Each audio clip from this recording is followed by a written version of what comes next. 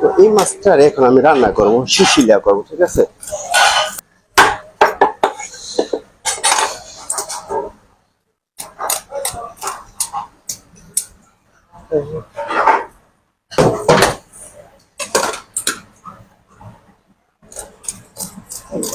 তো বেশি করে তেল দেওয়া দেবো আমি এখানে।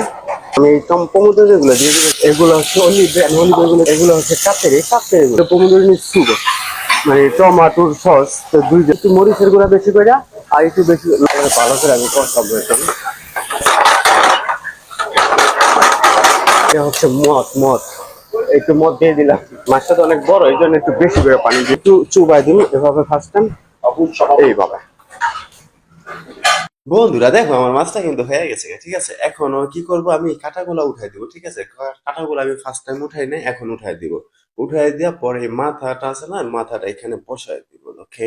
বসাই দিয়া এই মাছটাও আমি প্লেটের ভিতরে নিয়ে নিব। আনাম উঠাইতে পারবো না, কারণ মাছটা বড় যেহেতু। তা অর্ধেক অর্ধেক করে উঠে বসাই দিব, ঠিক আছে।